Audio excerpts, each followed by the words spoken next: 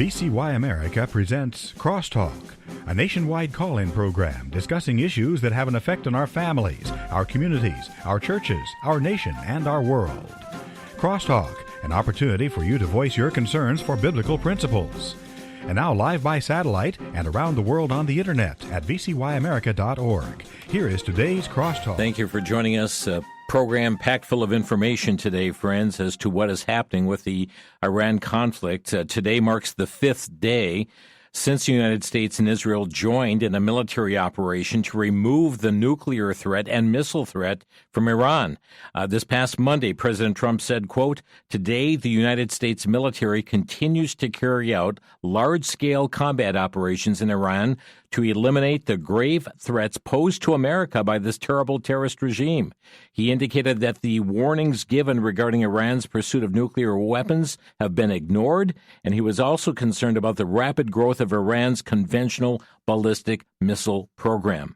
Battles have been waged from both the air and sea. Earlier today announced that a U.S. sub had taken out an Iranian warship with a torpedo. This is the first time this has occurred since World War II. Secretary of War Pete Hegseth has said, quote, "The Iranian Navy rests at the bottom of the Persian Gulf. Combat ineffective, decimated, destroyed, defeated. Pick your adjective." Earlier this week, the Secretary said that his prayer is that he might have the biblical wisdom to see what is right and the courage to do it. For the United States, it's been engaging in Operation Epic Fury. Israel's been referring to Operation Roaring Lion, and here to discuss it with us today, we welcome back Chris Katulka, Vice President of North American Ministries at the Friends of Israel Gospel Ministry and host of the Friends of Israel Today radio program. He is a Bible teacher. Chris is a writer for Israel My Glory magazine and the author of the book, Israel Always. Chris, thank you for joining us today. Jim, great to be with you. So you represent Friends of Israel Gospel Ministry. You were last with us, Chris, in middle January when protests in Iran were rising in the streets. President Trump had put out on social media, help is on its way. We saw in the aftermath of the protests, many thousands of Iranians were killed by the Ayatollah and the IRGC. So, Chris, take it away through your eyes, unfold for us what is taking place now. Yeah, well, this has been something that's building for a while, and I don't know about you, Jim, but I've been listening to the news pundits since our last conversation, and you know, those who despise President Trump were criticizing him for not taking action soon enough.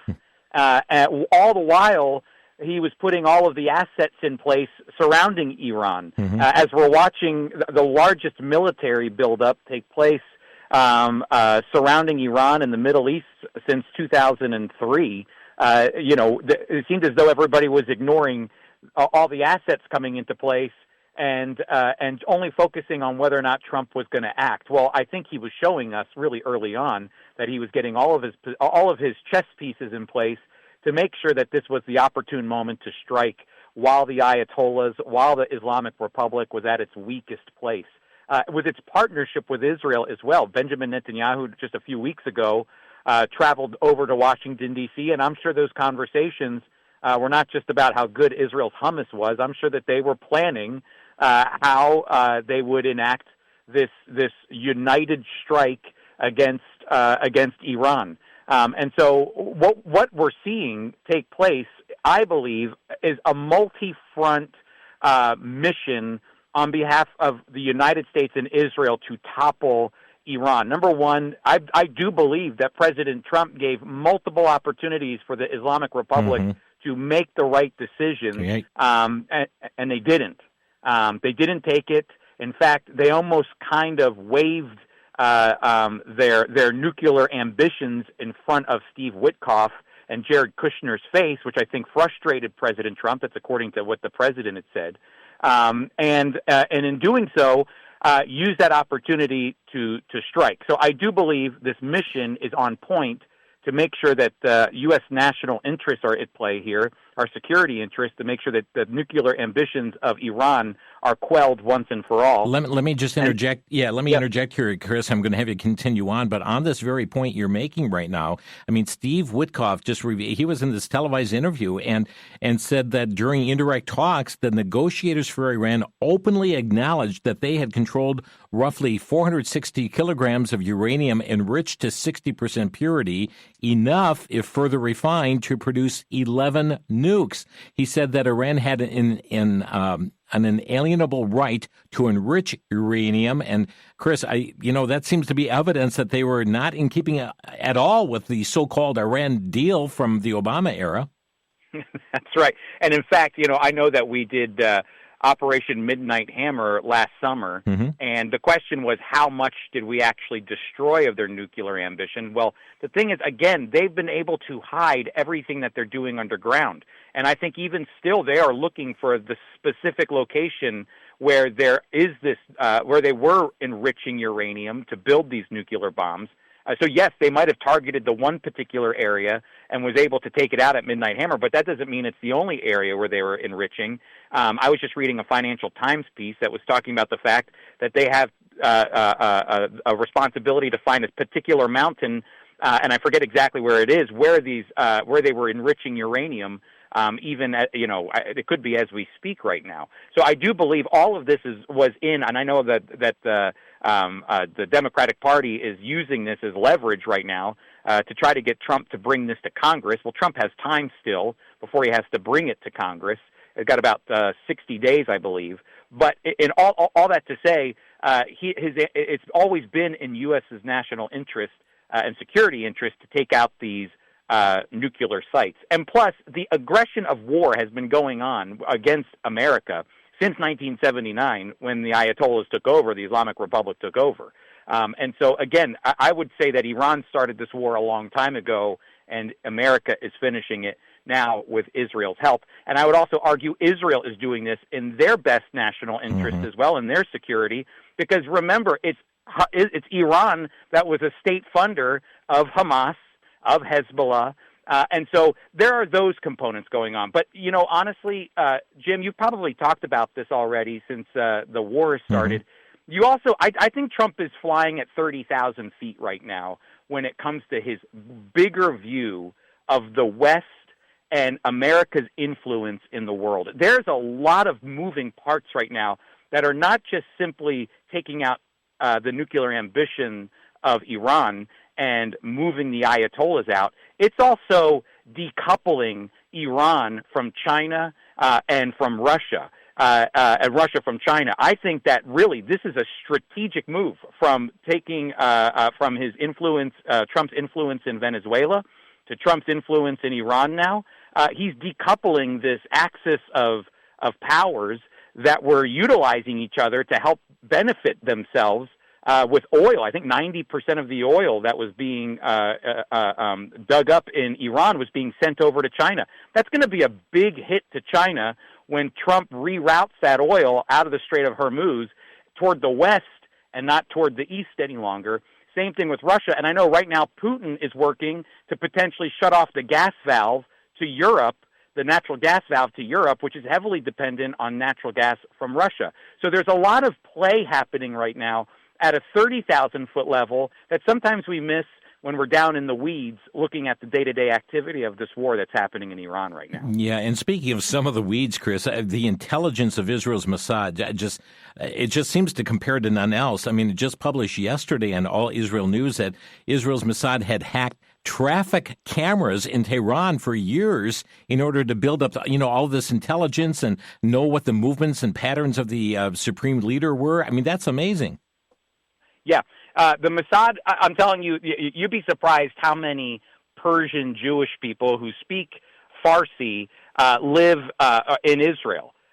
These are Jewish people that were exiled from Iran and came to Israel to live. So they speak fluent. Number one, they are Persian-looking individuals. They're Jewish, but they also speak fluent Farsi, and they have a skill and understanding of Iranian and Persian culture. And so they go in and they're able to influence their on the ground intelligence to help the Israeli people out. You might remember this from a few years ago when Netanyahu was talking to the UN, the United Nations, about the nuclear ambitions that Iran had, and this is several years ago, and the Israelis were able to actually go in and capture a lot of their intelligence and pull it actual paperwork, like endless amounts of paperwork, pull it out and bring it back to Israel in order to show the world that Iran is not following the JCPOA, the Iran deal that was set up by Obama, and that, in fact, they are enriching. So, Israel has a lot of intelligence for understanding what's going on. And finally, I don't know why it's taken the Iranian leadership of the Islamic Republic so long to figure this out. I mean, they just met yesterday, in order to pick their new leader, and Israel was able to know, and the United States were able to know through intelligence, that all of these potential leaders and the people who are choosing the future leader of the Islamic Republic are in one building. So what did they do?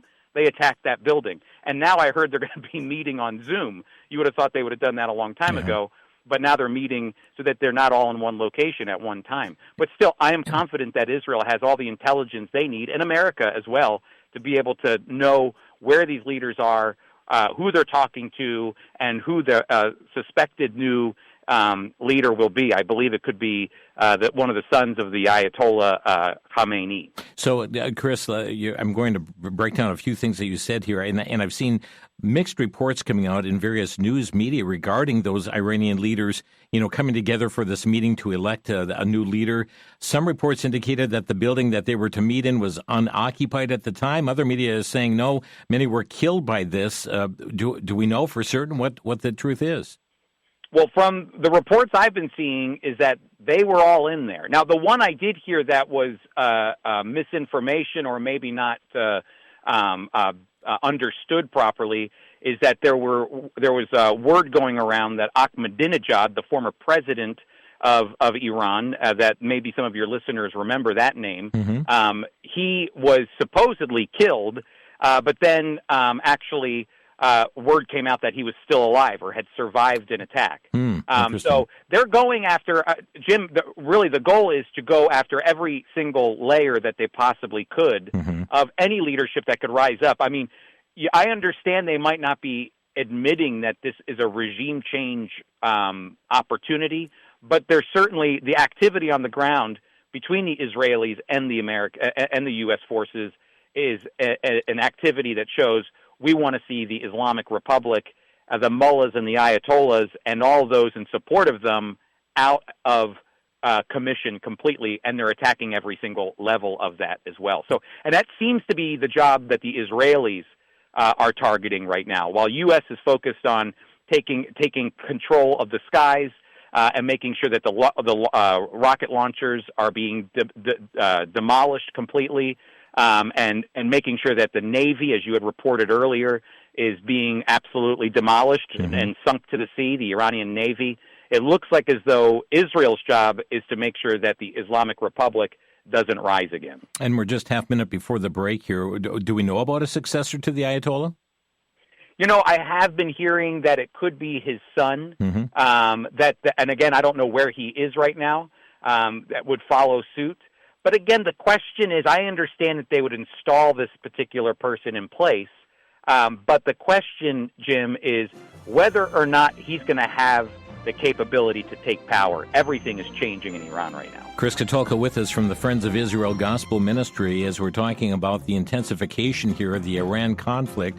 And friends, we're going to take further look at the missiles that have been launched against Israel as well as to neighboring nations as well. And we're going to get to what's happening with Hezbollah. We'll be back in 1 minute. You're listening to Crosstalk.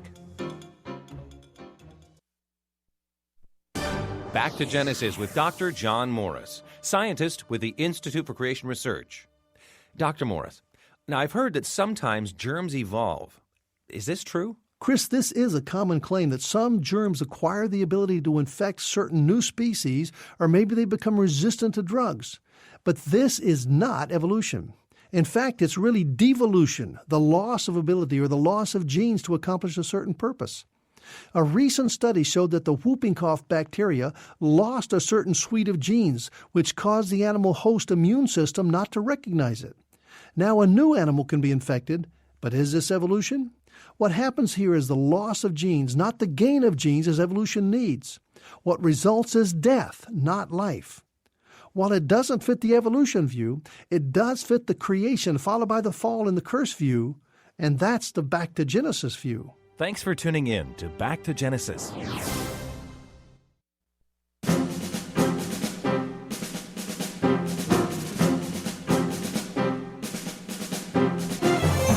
This is Crosstalk on VCY America. Chris Katulka with us today from the Friends of Israel Gospel Ministry, talking about the Iran conflict continuing, it's intensifying, and so much more to unfold for you. Before we do that, though, Chris, you've put forth a wonderful magazine from Friends of Israel Gospel Ministry called Israel, My Glory, always writing on timely issues, anything from Old Testament history to what is taking place, God's continued plan for Israel. Israel is not a has-been. It is part of God's plan for the future as well. You cover so many different issues in that magazine, and you're making that available to our listeners. Yeah, Israel, My Glory, it's been in publication, Jim, since 1942. And we want to give your listeners a 1-year free subscription if they've never subscribed before. And they can do that two ways. One, they can call 800-257-7843. That's 800-257-7843. And someone will be sure to help you get that 1-year free subscription. Or you can go online to israelmyglory.org. And there you can subscribe, and you can choose either a print edition to come to your house every 2 months, or you can get a digital edition, which actually has more than 50 years of Israel, My Glory content on there. And really quick, Jim, just to say, Friends of Israel is always very forward-thinking when it comes to these issues that play out in the Middle East. You know, we talked about Hamas before Hamas became a problem for Israel. We've been talking about Iran for many, many years through a biblical lens. And so I hope that your listeners take that offer and take advantage of it. Again, friends, if you've not subscribed before, you can get a 1-year free subscription by calling them 1-800-257-7843. That's 800-257-7843. You can just mention you were listening to Chris, you heard him on Crosstalk, and to offer that free 1-year subscription, you can reach out to them or go to israelmyglory.org and /subscribe. We'll also tell you about something else from the ministry later, but Chris, Israel has come under missile attack from Iran, and we're going to get to Hezbollah in just a moment, but what is coming at them from Iran? Yeah, it's the same thing that we've seen from the 12-day war, which are ballistic missiles. These are not the missiles that were being launched from the Gaza Strip from Hamas. These are much more sophisticated, long-range missiles. Some of them can, the actual missile itself that carries the payload over can be as large as a bus falling from the sky. They're incredibly huge. In fact, the other day, a friend of mine, an Israeli friend of mine who I serve with at Friends of Israel, sent a picture of him, his wife, and kids looking out a window at the rockets, because they're not too far from Tel Aviv, coming directly toward Tel Aviv, an Iron Dome being launched up, and then they run into a bomb shelter. Most new Israeli homes that have been built within the last 20-plus years all have, by code, a bomb shelter built into it. So they ran into their bomb shelter and found safety.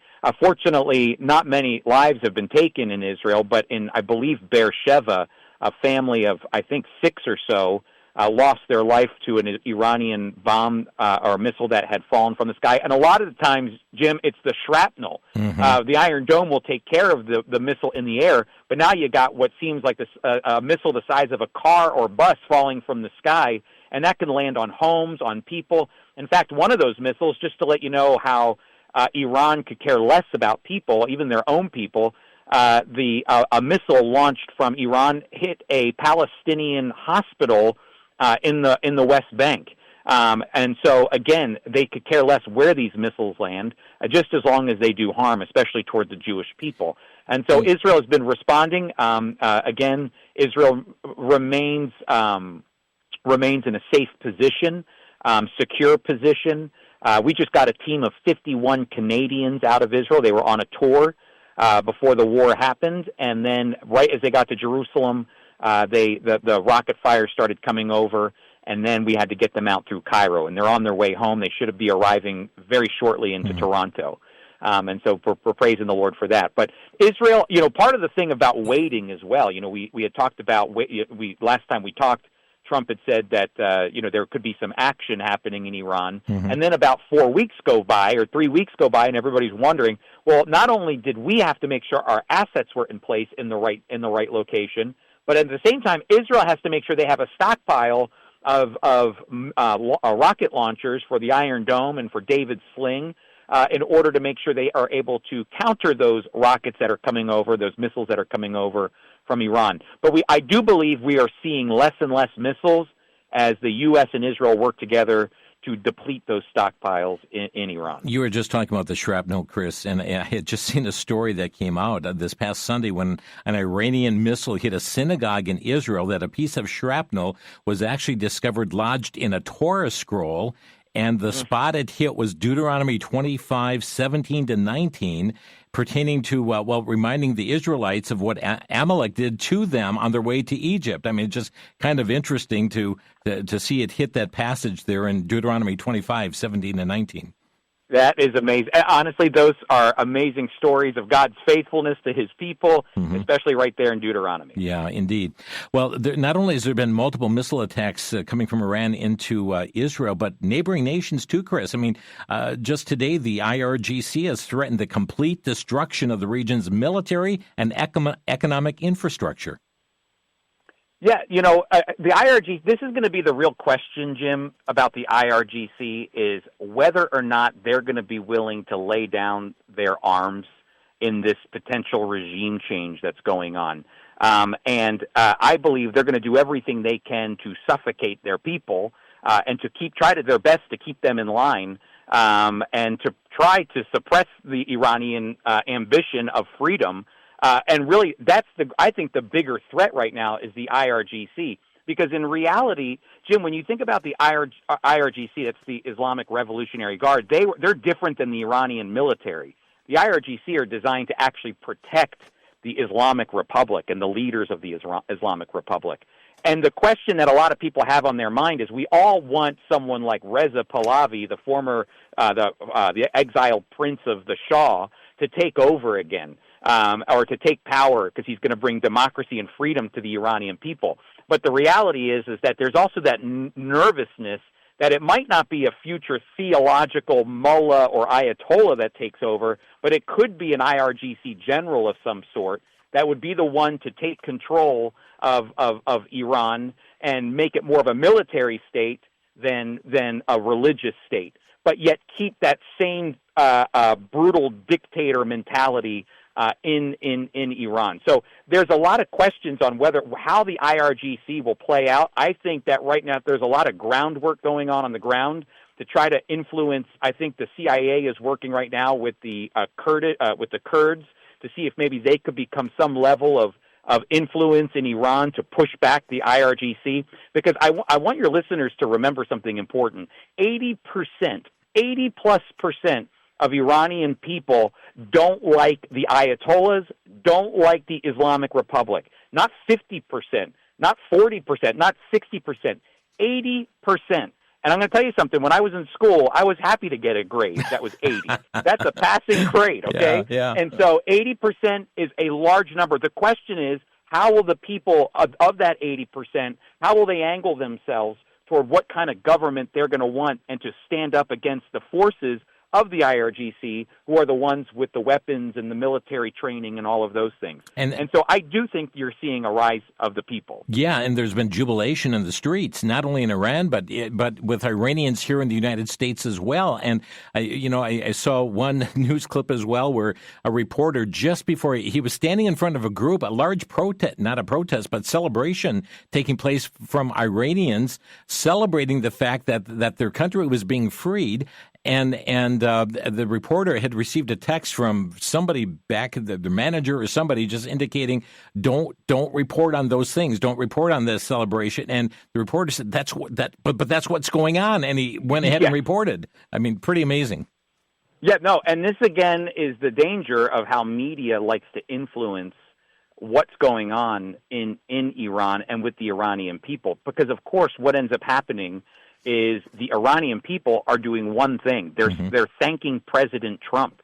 And, of course, that doesn't play well into the mainstream media agenda.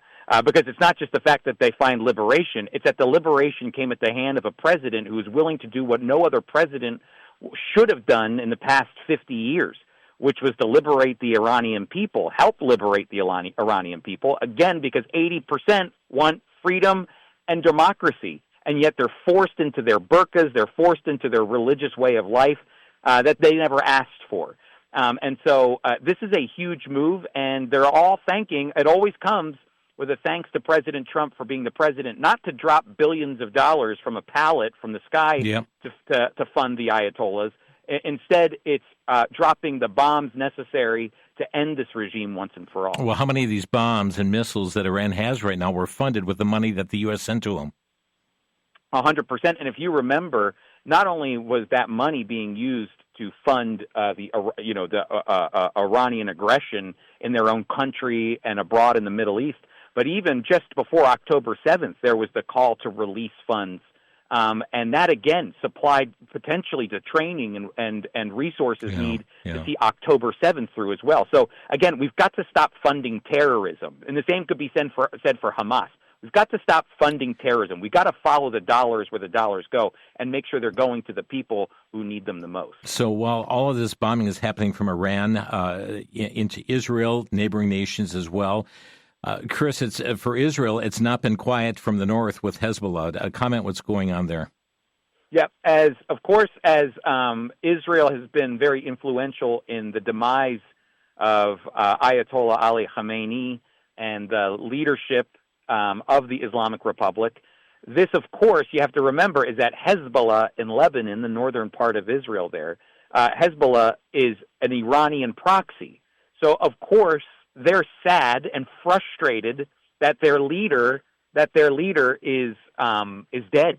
And so who do they take it out on? Well, they're going to take it out on Israel. So they've been launching rockets into the northern part of Israel from the south. Now, let me tell you the positive thing out of this is that so much has happened since October 7th in the Middle East that the entire Middle East dynamic has completely changed. And because of Israel's actions in southern Lebanon and even in Beirut during the war against Hamas and Hezbollah about a year or so ago, this has absolutely demolished the leadership of Hezbollah, from Nasrallah up top all the way down to the beeper. If you remember the beepers that went off that took out the Hezbollah there, their leadership has been completely demolished, which means they're losing influence in Lebanon. And Hezbollah is like the mafia in Lebanon. They control a lot of the politics. That's exactly what Iran wanted. They wanted influence in a lot of these Middle Eastern countries, and Lebanon was a perfect place for it. And so what's happened is now the prime minister of Lebanon has finally stood up and said, we will no longer tolerate military action from Hezbollah. That is a brave and bold move from the prime minister of Lebanon. It might not seem like it, but it is, because, again, Hezbollah has functioned like the mafia. It's ingratiated itself into the police force. It's ingratiated itself into the Lebanese military. It's ingratiated itself into the politics of Lebanon. Well, guess what? All of that is beginning to die off. And now the prime minister of Lebanon is saying, no, we will not allow this to happen any longer. So he is even beginning to push back against Hezbollah, which means they could be freeing themselves. Lebanon, because of Israel's aggression against Hezbollah, could be trying to untie itself from Hezbollah.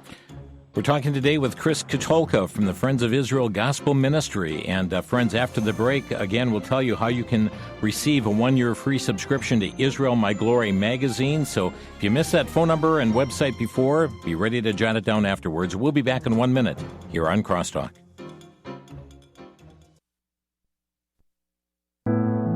In the Christian life, and especially if you're in ministry, you will suffer trials that sap your strength and cause you to ask, will I survive? In the book, Press On, You Can.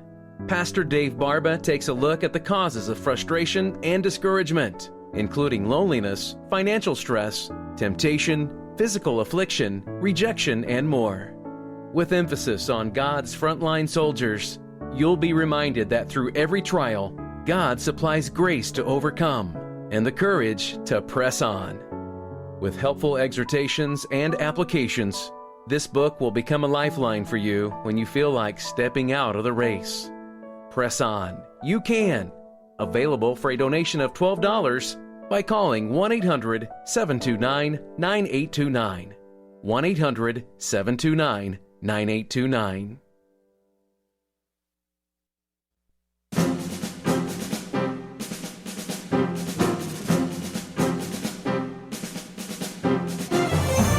You're listening to Crosstalk on VCY America. Friends, join us each and every day here on the broadcast. Lord willing, on Thursday's program, we'll be joined by Shahram Hadian, former Iranian Muslim who came to know Christ as Savior and has a ministry now and very impactful in his diagnostics of what's taken place here as well. Trust you'll be able to join us on Crosstalk tomorrow. By the way, the Israel My Glory magazine that Chris has offered to first-time subscribers who've never subscribed before, they're offering a one-year free subscription to Israel My Glory. If you just call them, just say, I heard Chris on Crosstalk, and we want to get the magazine. Their number, 1-800-257-7843. That's 800-257-7843, or israelmyglory.org/subscribe, and you'll be able to get the information there.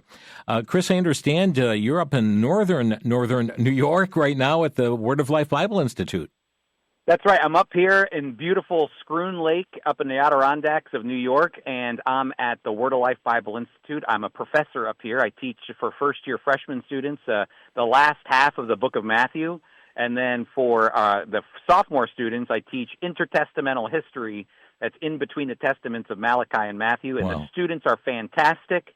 They have a real heart and passion for the Lord, and it's amazing to see, honestly, Jim, I know that oftentimes we can say, where's the next generation of Christians who are going to be influencing the culture and sharing the gospel? Well, I can tell you I've got a bunch of them up here at the Word of Life Bible Institute. It's really great. What a blessing for the truth to go out rather than the pro-Palestinian mantra that's coming on universities across the United States. 100%. I'm going to tell you something. I was even just teaching the kids today, because a lot of kids listen to podcasts, and they're connected to TikTok, and they're watching Instagram Reels. And I was reminding them today to make sure that they not stay away, but they think and process biblically and properly. Yeah. When you hear people like Tucker Carlson and Candace Owens who are influencing these young minds so quickly, to remember to think biblically about Israel and the Jewish people. And I think they all have a heart to make sure that that truth goes out. Okay, and pray for Chris as he's ministering there this week. Word of Life Bible Institute up in Scroon Lake. Did you take your snowshoes? Yeah, I'm surrounded by white. That's all yes. I'm going to say. One other matter, Chris, and we'll get into some more information, but you have been, as Friends of Israel Gospel Ministry, of course, standing up for Israel. You know that God's plan for Israel is not just past, but it's also present and its future as well. And your ministry has put together some I Love Israel stickers. That's right. We want to give your listeners, Jim, not only the free magazine for a year, but 50 free stickers that support Israel and the Jewish people. And this ministry actually started here at Word of Life when a kid stuck one of those stickers on his guitar and said, Mr. Katulka, I always put what I value the most on my guitar for people to see when I lead worship, and it said, I love Israel. Wow. And I told this to my colleague, and he said, we've got to start handing out stickers so we can stick these things everywhere. And we've handed out tens of thousands of stickers now, and we want to give them to your listeners for free. So if they text me, it's a text number, they just text me their name. It's 424, the number 424-444-1948. Again, 424-444-1948. We're going to send you 50 free stickers that you can hand out and stick all over the place that love Israel, show love for Israel and the Jewish people. Again, 424-444-1948 for the stickers. That's the number to text. Chris, as we talk further about Iran, the new leadership, the IRGC, etc., I saw a headline from Pamela Geller indicating that Iran's new rulers are wanting to talk, and President Trump said, I've agreed to talk, but we're going to continue this barrage. And when they said, okay, we want to talk, and first he said, okay, talk is too late right now, but I happen to think of Sanballat and Tobiah. You know, Nehemiah, stop building that wall, come aside, let's talk here. And Nehemiah said, I can't, I'm busy doing this work. And let's talk about this new negotiation. Yeah, I love that connection too to the Samaritans who didn't want to actually see the rebuilding of the Jewish temple, and so this is a really good connection that you made there. I'll just say this: the Iranians are so good at stalling through negotiations and talk, and that's exactly what they've been doing for years and years and years. Is stalling for negotiations to talk. So now all of a sudden, and this is what they love to do, they love to say, "Hey, let's talk about this. Let's talk through this situation." This is classic throughout the years. They loved it when, honestly, they probably loved it when Obama came to the table to talk about the Iran deal. That only gave them the permission to continue to enrich uranium. They probably loved those conversations. They're not getting that with Donald Trump anymore. That's the problem. And I don't think Donald Trump is going to come to the table with an Islamic regime. I don't think that's on his agenda. I think he genuinely wants to see the people of Iran given the opportunity to make a choice as to who their leader will be. And, you and I had talked about this prior to the show. Jim, I really do believe this opportunity is different than what happened in Iraq and Afghanistan in the early 2000s. When there was an attempted regime change in Iraq and Afghanistan. You can't force a democracy into places like that. But I will tell you something, Iran and places like Venezuela, these are countries that actually had an incredible democracy prior to their takeover by socialism or through the fascism and Islamic Republic of the Ayatollahs. They had the taste. They understood what democracy and freedom was. And it crumbled, but there is a difference here. A lot of these Iranian young adults long for the same freedom that Americans have, and probably have been told by their grandparents and aunts and uncles about the freedom that they once had in the past as well. So I believe the opportunity is there, and I don't believe President Trump is going to be one to force the regime change, but to allow them to make the choice on what direction they want to go in the future.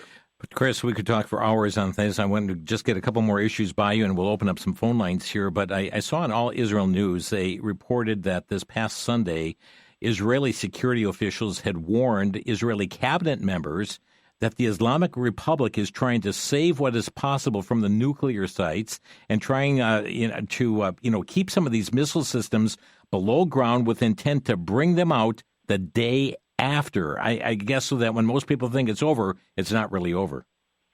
Yeah, and again, this is what we had talked about earlier in the program, is that there, I think, is still not uncertainty, but I think there's certainty in knowing that there is still a potential for a major threat. And I think that our military, our intelligence, along with Israel and their intelligence, is completely aware of this and trying their best during this time when we control the seas and we control the skies to be able to use this as an opportunity to eliminate any of those threats. Yeah, indeed. I do think it's a real issue, though.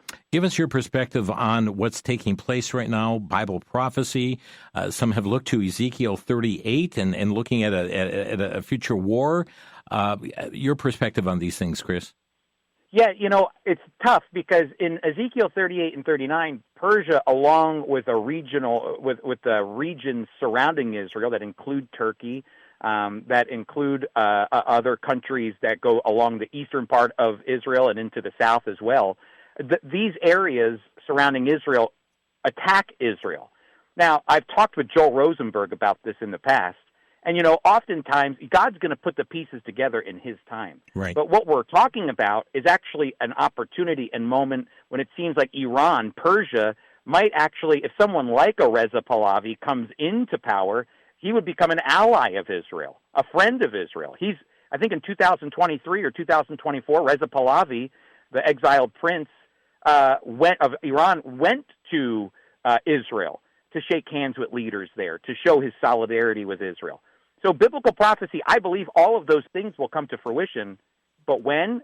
That's the question, and I don't know when those things line, and Joel Rosenberg has said the same thing. There is an interesting concept, though, of how the Middle East is changing and watching how the Middle East changes, because now you have Israel working side by side with the UAE, with Qatar, with Bahrain, with other countries that were once enemies, and the Saudis, working in coalition with them against their common foe, which is Iran, along with the United States.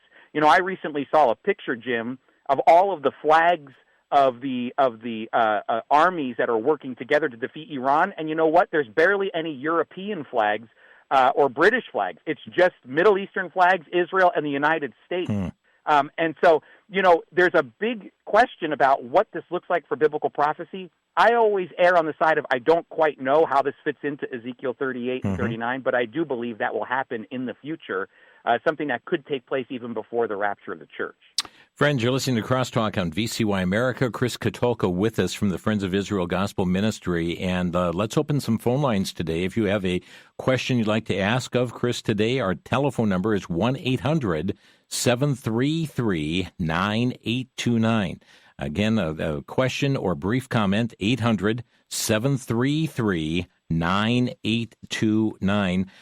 Is our number. And Chris, I see that Iran has declared 40 days of mourning for after the death of their supreme leader. Yeah, I'm not surprised. Again, you know, you have to remember the vast majority of those people are happy that the Ayatollah's gone. They're trying to maintain some semblance of power and influence from the Islamic Republic and what's left of it. So that, you know, they're going to show as much propaganda as they can to make sure that the world looks and says these people have lost their leader. When I think a lot of the people are saying we're happy our leader is gone. And so that's important. Jim, really quick too, if I can jump back to what you're talking about with biblical prophecy, I understand that there's a lot of connections that are happening with Bahrain and with UAE, and we were talking about the Middle East working in conjunction with Israel, the Jewish state, against their common foe. I do just want to highlight this really quick. A recent stat came out to show the sentiments that the average Middle Easterner in these countries have about Israel and whether or not there should be a Jewish state. And more than 88% of people in these countries, from Egypt to UAE to Iraq, Pakistan, you name it, on Main Street, not up in the political realm, but on Main Street, 88+% believe there should be no Jewish state. Wow. So again, while it looks like there could be peace that's brewing in the Middle East, that's fantastic. But if you still go to main streets of these countries, the Muslim population does not want to see a Jewish state exist. Let's go to Lori in Michigan. Hi, Lori. You're on the air. Yes, hi. Thank you so much for the program today. I am very much interested in the Middle East. Spent a lot of time over there, and I agree with you that they would. I've talked to the Muslims in some of those small countries. They've actually told me that you're the big Satan and they're the little Satan. So yeah, Chris is right. But I was got a question for you, Chris, about MEK and some other these people that some of the Republicans are pushing. I personally think that MEK is just another terrorist group that has managed to hide their true colors, and I think that they're very dangerous. And according to a former fighter from MEK, they actually are as bad or worse than ISIS, and that would be terrible. I think the Iranian people should choose their own leaders. So anyway, I would ask you to comment on what I just said, and I'll get off here. Okay. Thank you, Lori. No, I appreciate it. I agree with you. I think the Iranian people, in some way, and again, I don't know how that's going to happen because that has to come through free and fair elections, should be able to choose their future leader. The question is, how do you get from the state that they're in right now, where they're still under the oppression of the Islamic Republic, whether or not they how much power they have right now is in question, to a day of free and fair elections? That's going to be the question, and how that happens, I'm waiting to see. Chris Katulka with us today. Our number to Crosstalk, 800-733-9829. We'll take more of your calls following the break. This is Crosstalk on the VCY American Network.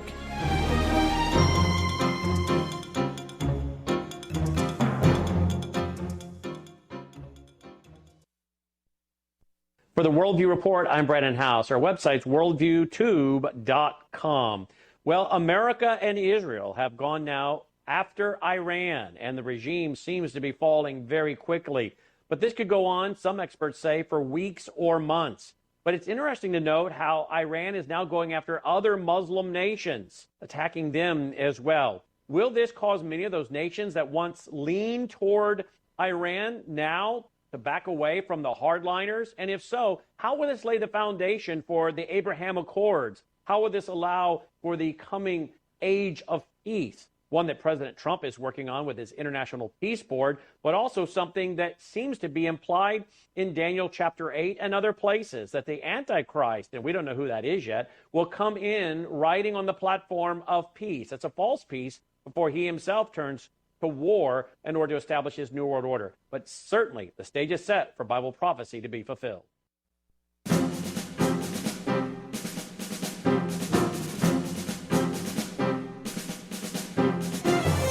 This is Crosstalk on VCY America. Chris Katulka with us here from the Friends of Israel Gospel Ministry. And very quickly, for their magazine, Israel My Glory, 1-800-257-7843. The I Love Israel stickers, though, you need to send a text to 424-444-1948. Let's see, holding the longest is Randy in Dodgeville, Wisconsin. You're on the air, Randy. Yeah, great program. Just a thought. Ancient Persia, back in Yanu's day, stretched from India to Spain. So with the things going on now in the current country of Iran, that could be separated from the coalition in Ezekiel 38. Okay. And the other, Let's have Chris comment. Thank you. Yeah, no, it was Persia was at one point under Cyrus the Great and the subsequent rulers the largest known kingdom before Alexander the Great came through and absolutely demolished the Persian Empire. It is very fascinating that you bring that up because whenever you hear Reza Pahlavi, the exiled prince that is looking to establish a democracy in Iran, it's very fascinating. He is harping on the Zoroastrian religion as the people of the Iranian people. It's their Zoroastrianism is their past religion before it became an Islamic country, and so it's very fascinating because I don't really understand connecting it to Ezekiel 38 and 39 what you were saying, but it is fascinating to think that there's Reza Pahlavi as wanting to create a democracy, but harping on their ancient Persian religion of Zoroastrianism, which I keep hearing him bring up over and over again. We thank you for the call, Randy. Dick is our next caller. Hi, Dick. You're on the air. Well, good afternoon. Thanks for taking my call, guys. Excellent program. Chris Katulka, I've read your magazine, that magazine forever, and it's wonderful. I read it cover to cover. Here's my question. I read Enemies and Allies a couple years ago from Joel Rosenberg, and I'm assuming that you probably have too. I get disturbed when I see that some of the European countries that ought to be aligning alongside of us and giving some assistance, even though they've upped their 3% to 5% of their defense agendas. How do you see Joel wrote a couple years ago in Enemies and Allies and the European countries and then Turkey, Russia, and Persia, Iran, aligning? Is there truth to some of what he wrote? Is that pretty good prospectus on his part? Okay, thank you, Dick. Yeah, I think Joel Rosenberg has a good outlook on Ezekiel 38 and 39. I agree with what he's saying. It's very fascinating because since that book's come out, a lot has changed. And that's the problem with writing a book about the Middle East. I wrote a book about Israel called Israel Always, and then you know what happened? October 7th, and changed everything. And I don't have that in my book. So the moment you write something, things change very quickly in the Middle East. But what is happening, again, we've talked about this in the past on this program, it's the Trump effect. Trump is having an effect on Europe, and I think in some ways a positive way, and you're seeing European countries buck the system against what Trump is trying to do. But at the same time, I believe Middle Eastern countries gravitate to Trump because I actually think Trump speaks to the Middle Eastern countries the way they want to be spoken to. They don't want to be told diplomacy. They don't want to be told how to make peace. They want to be told how to make business, how to make money, how to be successful, and how to rise above the situation. And that's exactly what Trump taps into, not this diplomacy, but into financial diplomacy, essentially. And so Europeans don't gravitate to that, and actually the Middle East does. So that's why I think there's a big shift. If you're noticing, the attention is moving away from Europe, and the attention is actually moving toward the Middle East. Jim, I'm sorry, I just want to add this one thing. One time I sat at the president of Israel's home, Reuven Rivlin, and heard from him and some amazing individuals from Israel that he invited. And I remember and I'll never forget it, one particular speaker said, if we can get this Middle East problem solved, the Middle East could be one of the biggest financial powerhouses on the globe. Wow. If we can make peace with our neighbors, we've got the technology, they have the energy and resources and funding, and if we can put our minds together, we could be one of the global economic powers of the world. And I'm telling you something, I think that's where eyes are beginning to shift. They're beginning to shift to the Middle East. Thank you, Dick. We've got Brenda in Glassboro, New Jersey. Hi, Brenda, you're on the air. Hi, Jim. I wanted to ask, do you think that this will be setting up for the temple to be rebuilt? Because it just seems as if this type of peace and just the way they want to build things there, I just wanted your comment on that. And listen to your wife and rest. You got us mixed up with a different program, Brenda. But Chris, what about the temple rebuilding? Wouldn't it be interesting? One of these missiles were misdirected to the Dome of the Rock there. Very interesting. There was a news article that said that Iran could actually be the greatest threat to actually the third most holy site to the Muslim people, and that is the Dome of the Rock and the Al-Aqsa Mosque, which is on top of the Temple Mount. Oh. And so, yeah, it does pose a threat, especially if these rockets come over, because as I had mentioned earlier, a Palestinian hospital was taken out by one of these rockets. They're not technically aiming at a particular place. They're just launching rockets over. So could that be a setup for what the desire to build a temple? Look, I don't know what the Israeli government will do, but I will say this. I've been to the Temple Institute, where all the artifacts are. They're not even artifacts, where the future temple worship, the altar, the table of incense, you name it, all of those things are there, the high priestly garb. Those people are anxious and ready to build the temple, and so all I can say is it's waiting for the opportune moment, and I believe those people will try to make it happen. Especially, it's very interesting, the government that's in place right now under Netanyahu is a very right-wing government that's very religious and orthodox, and so they're thinking very temple-minded. Which is very interesting. We've got Chris in Hayward. Chris, we're down to just a few seconds. Quickly with your question. Yep, no, just a quick praise. I just want to give a shout-out of praise to Israel for defeating all their enemies, Khomeini and then Sinwar and Hassan Nasrallah. I'm just so amazed at the victory Israel's had in the last 2 years over their enemies, and I'm so proud of Israel, and that was my comment. God bless. Thank you, Chris. And Chris, that really goes to your title, Israel Always, because Israel will not be destroyed. That's exactly right, and I'm glad that he brought that up because that is what's just absolutely amazing. There's only 9 million people in Israel, and yet because of God's protection of them, they've been able to defeat their enemies, and even during Purim, which is absolutely amazing. Chris Katulka, our guest here today, IsraelMyGlory.org or 800-257-7843 for the magazine. And Chris, we'll pray that God bless your ministry at Word of Life this week. Thank you. Friends, thanks for joining us today on Crosstalk. You've been listening to Crosstalk via satellite and the internet from VCY America. Views expressed may or may not be those of this station. For a CD of today's program, send a donation of $6 or more to VCY Take Ministry, 3434 West Kilbourne Avenue, Milwaukee, Wisconsin, 53208, or download by RSS or podcast from crosstalkamerica.com. And join us again for Crosstalk.